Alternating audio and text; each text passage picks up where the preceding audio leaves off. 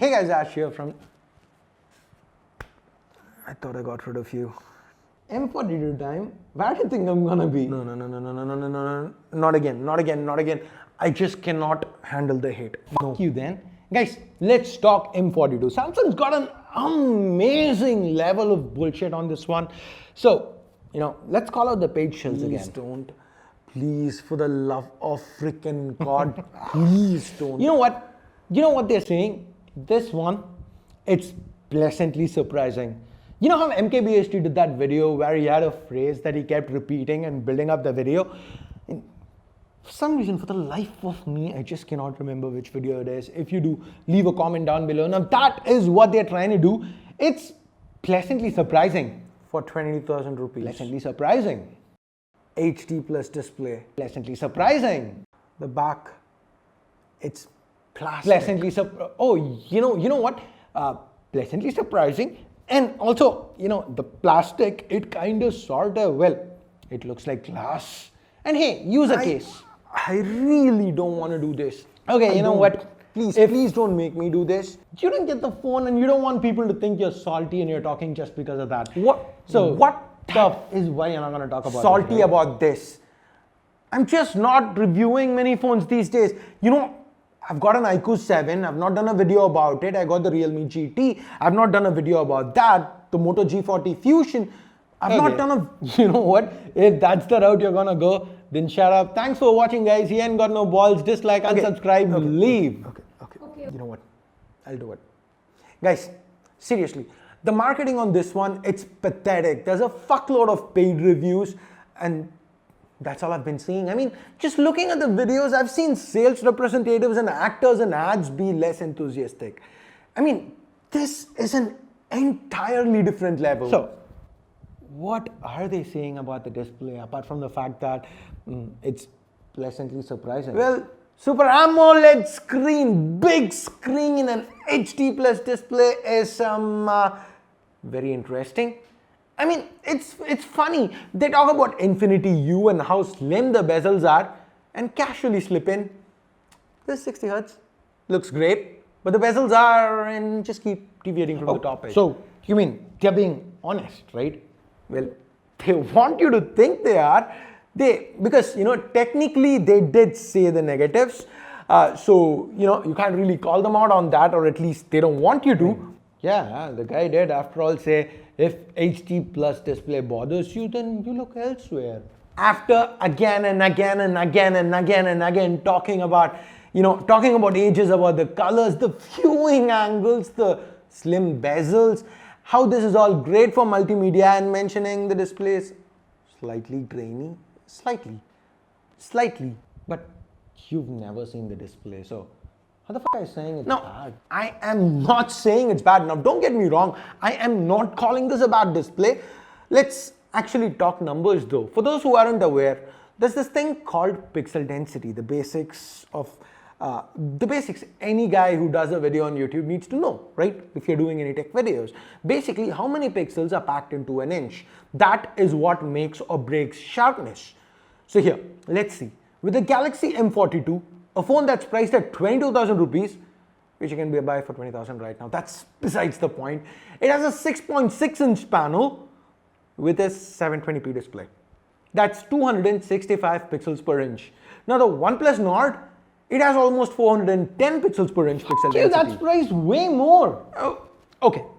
The Mi 10i, it's priced similarly. It's got the same chip, faster UFS 2.2, 108 megapixel camera, Gorilla Glass protection, faster charging, an IR blaster, stereo speakers, a glass back, and 120 Hz. Not an AMOLED, but still 120 Hz Full HD plus display. So pixel density is almost 400 pixels per inch. Yeah, that's Chinese shit. You keep talking about Chinese. I mean, freaking chili chicken. I like chili chicken, but you know what?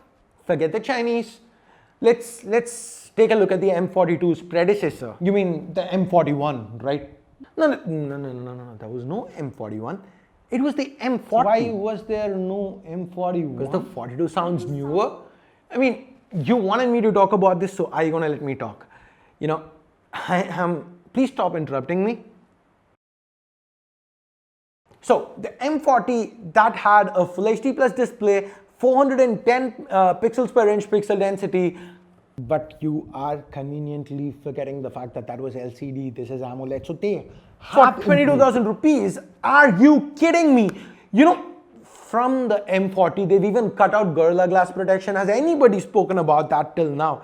Now forget the M40. Do you guys know as of today how many Samsung phones are available on say, let's say Amazon India for about the same price with a higher resolution display?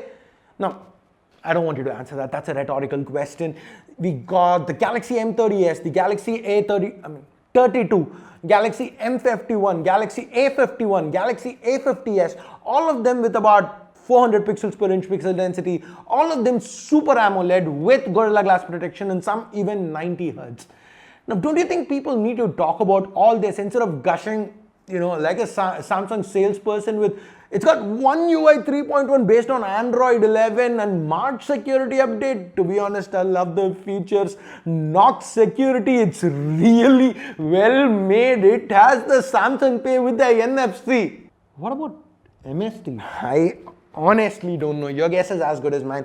Nobody has spoken a damn about it. Okay, you know what? You're going off on a tangent. You know, the resolution, the refresh, yes, they are lower, fine. They cut some Gorilla Glass. People talk up Knox, they don't mention some important details. We've got all that. But is there anything else? I mean, what about the build? Well, as always, Samsung just has to make a small, tiny change with their build. Like, you know, they've gone from this to this to this to this. It's all plastic crap, right? But at the end of the day, even a small change, it helps people go, Dosto, it is very interesting. Seriously, for a mid-range phone, it's really, really good. That just makes me sick. For 22,000 rupees, 720p, plastic body, plastic back, and we are calling it best mid-range feel. Slightly grainy, and saying shit like, the feel's interesting, the design's interesting, the plastic, you know, it looks like glass. Okay, so they talked it up a little bit. But it's not like they talked up useless features as amazing, well, did they? Did we both even watch the same video? I mean, you didn't notice the Knox security push? Oh my freaking god, Knox security is amazing, so no one will be able to go in or hack it. Go in or hack it. Go in or hack it. This is fear mongering. Or, you know how they talk up single take? Okay, yeah, you know what, that is single take, I get it, it's been there for years now.